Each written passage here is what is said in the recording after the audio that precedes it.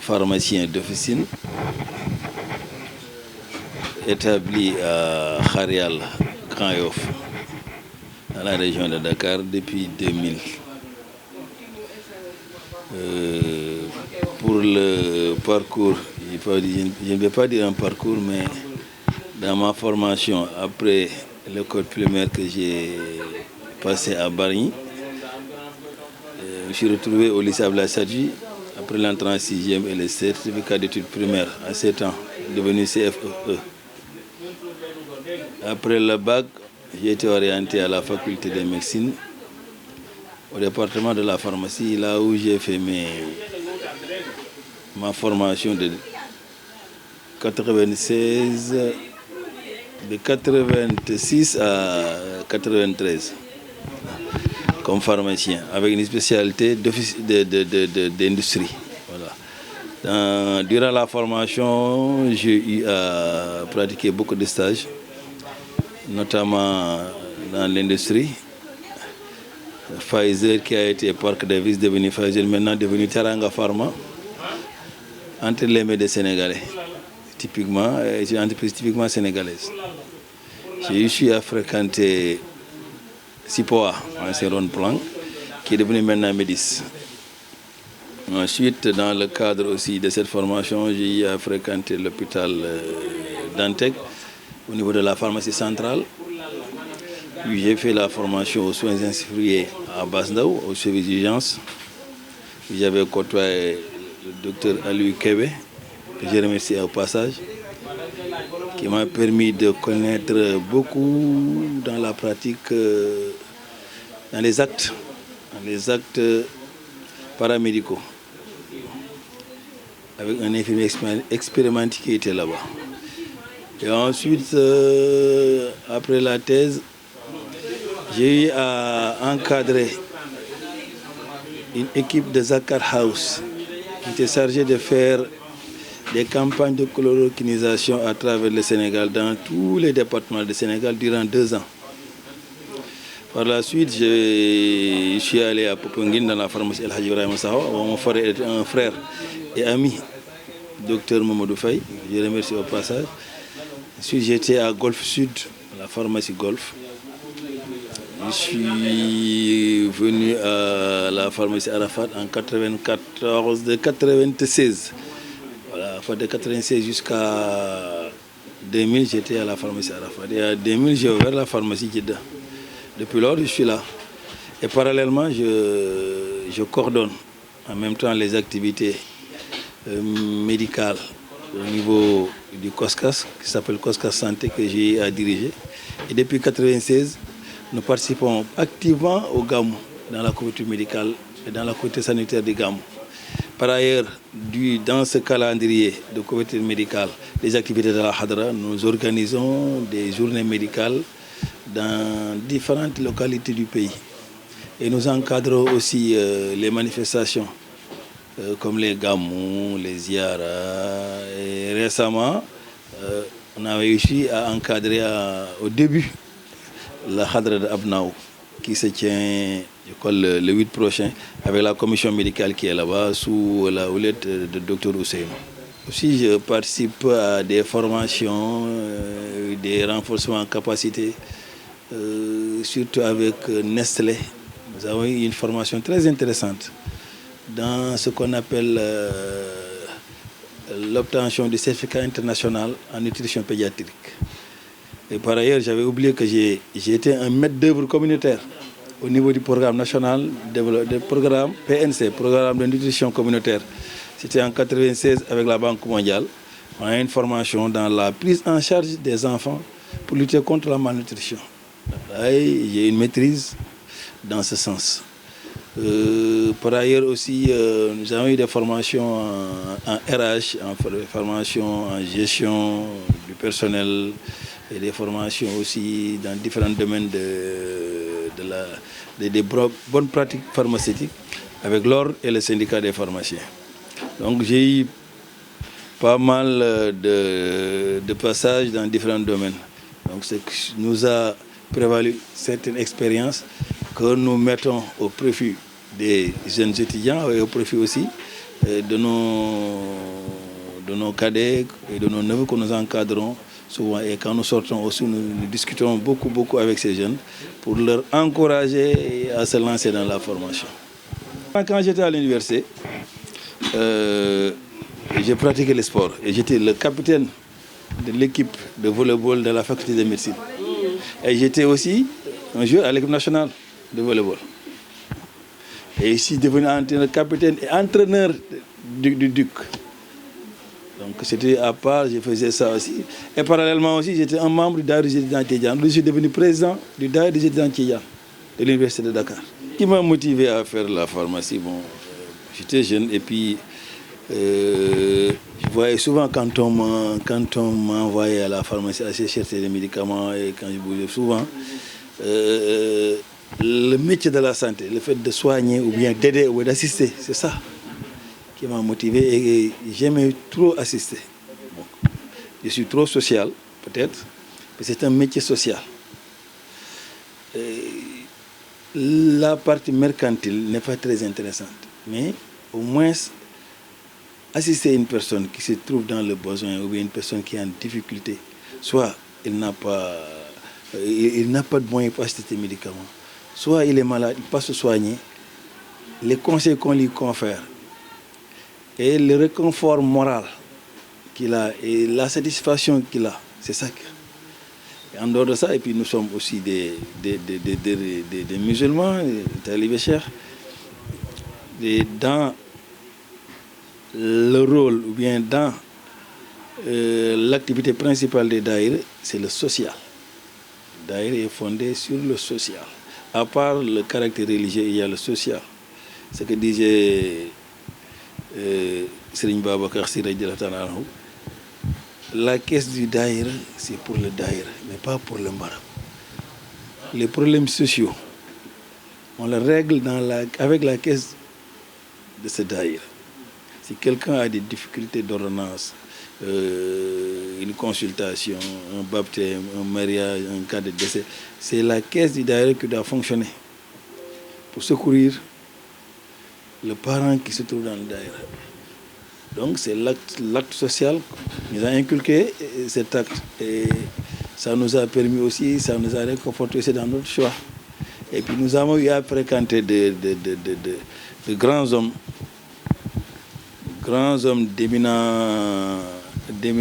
d'éminentes têtes. Et je vais nommer Al-Hajj Abdelaziz Dabakh, que Dieu soit satisfait de lui, qu'on a beaucoup côtoyé quand on était étudiant. Et parallèlement, Seigneur Abdelaziz Al-Amin aussi, qui a créé le Daïra des étudiants Tidjane, et qui a donné l'ordre, l'autorisation de créer ça et qui supervisait ça. Et on avait eu beaucoup d'entretiens avec lui.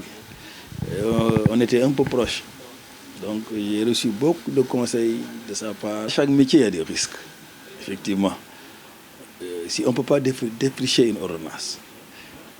Une ordonnance, il y a ce qu'on appelle la régularité technique de l'ordonnance. Quand on lit une ordonnance, c'est comme on prépare un plat. Si on prépare un plat, les ingrédients, on les maîtrise. Et un ingrédient qui fait partie de ce plat, on doit l'extirper. Il y a ce qu'on appelle dans une ordonnance, il y a des incompatibilités, il y a des choses qui ne doivent pas se rencontrer sur une ordonnance.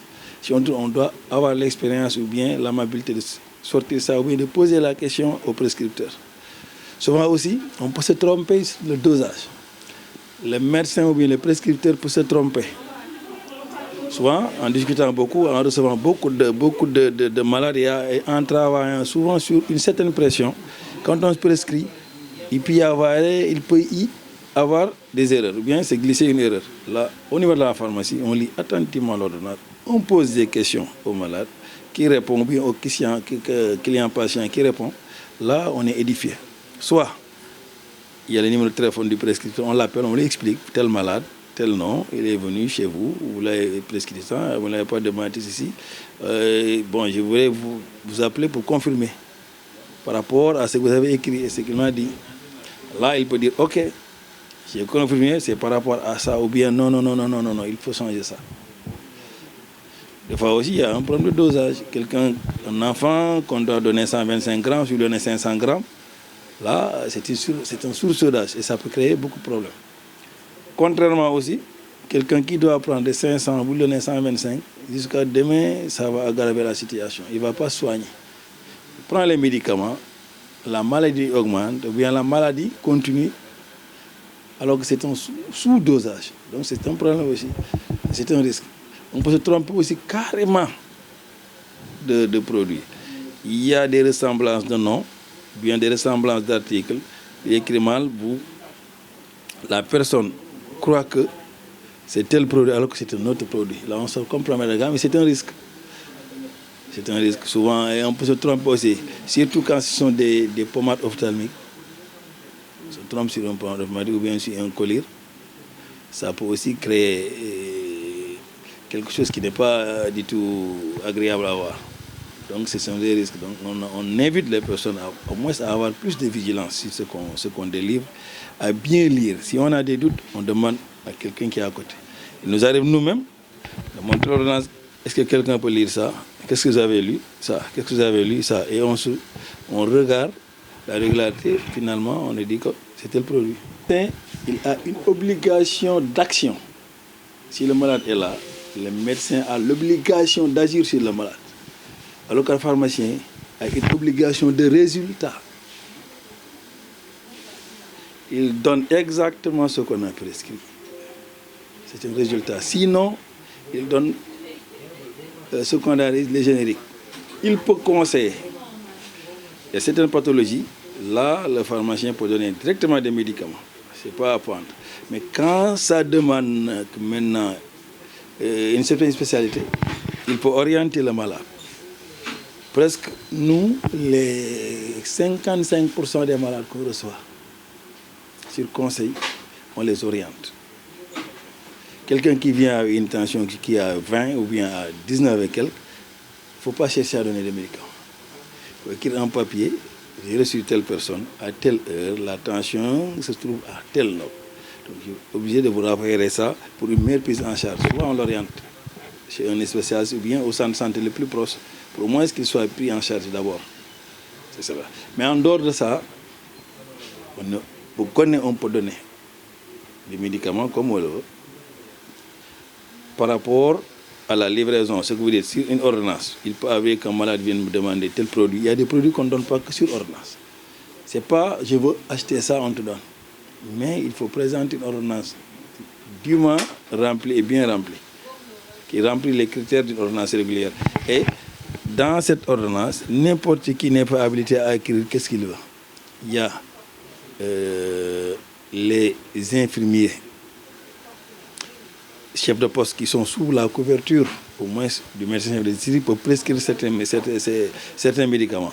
Les sages-femmes ont une liste de médicaments qu'ils doivent prescrire. Les dentistes ont une liste de médicaments qu'ils doivent prescrire. Mais les médecins, ils sont sans limite. Donc on peut livrer des médicaments comme on peut conseiller des médicaments aussi. Mais on a ce qu'on appelle un ordonnancier. Il y a des produits qui ne sortent que sur ordonnance et quand on les donne, on est obligé de mettre le nom du malade, le nom du prescripteur, l'adresse, le nom du médicament et la quantité et le prix. Même si je conseille quelque chose qui fait partie de ces médicaments, je suis obligé de mettre mon nom. Je le donnais à telle personne, à telle date. Quand on met, c'est par rapport à ça. C'est ça. Les jeunes, ce que je conseille aux jeunes, c'est au moins de continuer à apprendre, de travailler. Il n'y a que le travail qui paye. On voit de plus en plus que les jeunes sont devenus paresseux. Quand on a tout ce qu'on a maintenant avec l'informatique, tout ce qui est sur le net, ils ne lisent plus, mais aussi ils sont trop pressés. C'est quelqu'un qui a au moins une année d'expérience, qui a un an de thèse ou bien une année après la thèse, et croit être à un certain niveau, c'est difficile. Il faut de la patience, de la persévérance et continuer toujours à étudier et à approfondir ce qu'on appelle l'enseignement post-universitaire, EPU. Il faut toujours creuser, toujours apprendre et toujours se mettre en contact avec les plateformes de formation. C'est ça. De plus en plus maintenant, il y a beaucoup de spécialisations. Nous, auparavant, il y avait que l'industrie, l'officine et la biologie. Mais maintenant, il y a la pharmacie clinique avec beaucoup de branches. Donc, on peut avoir plusieurs diplômes là-dedans et ça ne fait que bénéficier au pays. Ce n'est qu'une application. C'est-à-dire ce qu'on a, les responsabilités qu'on a au niveau de la Hadara, c'est une tradition de notre formation. On nous a appris ça. Il faut mettre ça en œuvre au niveau de la Hadara, c'est ça. On nous a fait confiance, on nous a accompagnés durant tout le processus de notre formation. Et à la fin, on est obligé de rendre la monnaie à la Hadara. Quand Seigneur Abdelaziz Al-Amin créait la daïra des Tidjanes, c'était pour au moins un jour ce qu'on devait aller chercher au niveau de l'autorité, qu'on ait au niveau de la Hadara des personnes qui se sont formées par rapport à ça et à nous chercher ça. Au lieu de dire, bon, nous avons besoin de telle chose, mais on a des compétences qui sont là. S'il n'y avait pas l'équipe Koska Santé, et s'il n'y avait pas aussi les talibés de la santé qui sont dans la Hadara, on allait demander à chaque organisation une équipe médicale composée de temps. Mais maintenant, nous nous organisons par rapport à l'activité, qui doit partir, combien de personnes on a besoin, qu'est-ce qu'on doit amener, qu'est-ce qui est le matériel nécessaire, combien de médicaments, qu'est-ce qu'il faut. Et entre nous, on discute, on fait l'évaluation du budget et on sort ça. Là, les autorités n'ont pas à demander. Du moins, les autorités religieuses n'ont pas à demander quiconque. Ils se basent uniquement sur ce que les talibés ont et ils se réfèrent au niveau de la Hadara. Non, il n'y a pas d'impact, il n'y a aucun impact. Du moins, ça ne peut me fructifier. Peut-être, bon, il faut dire, on est obligé des fois de quitter le boulot et de partir hors de Dakar, faire 2 jours, maximum 3 jours et revenir. Donc, ce temps qu'on laisse au moins le travail ici, bon, on a des remplaçants derrière. S'ils ont des problèmes, on les appelle au téléphone par rapport à telle chose, par rapport à telle chose, on réagit. Puisque le téléphone est là. Donc, il n'y a pas de travail. Des fois, il m'arrive d'être ici à 7h30. Quand ils viennent, ils me trouvent là. Après cela, jusqu'à 11h, jusqu'à 23h. Mais ce matin, depuis ce matin, je suis pas là à la maison, je suis sorti à 7h30. Et je suis là. J'ai fait pas mal de courses, mais je suis encore revenu. Donc, je peux quitter à 21h comme je peux quitter à 18h, à tout moment. Je n'ai pas d'heure. Il y a certaines pharmacies qui sont fixées des heures. Il y a des gens qui viennent, qui travaillent uniquement le matin. Ils viennent le matin à 8h, ils sont là jusqu'à 15h, 16h, ils partent. D'autres, ils viennent l'après-midi.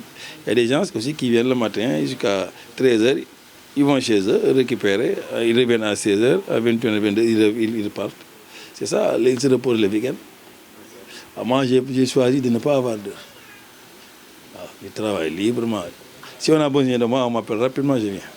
Dans le ramadan, c'est un problème psychologique, hein, surtout. Mais le ramadan, Dieu a fait qu'il y a de la baraka dans le ramadan. C'est différent qu'en période de ramadan. Ceux qui consomment beaucoup de soufre, beaucoup de sucre, se fatiguent mieux la journée. Donc il faut consommer moins de sucre. Parce que le sucre fait un appel d'eau. On a toujours soif. On est obligé d'avoir des édulcorants. Ce qu'on appelle édulcorant, ce n'est pas du sucre saccharose là, mais des édulcorants comme stevia, il fait la publicité, hein, sucréa, etc. C'est des édulcorants. On peut les utiliser à la place du sucre. Ça diminue le besoin d'avoir soif.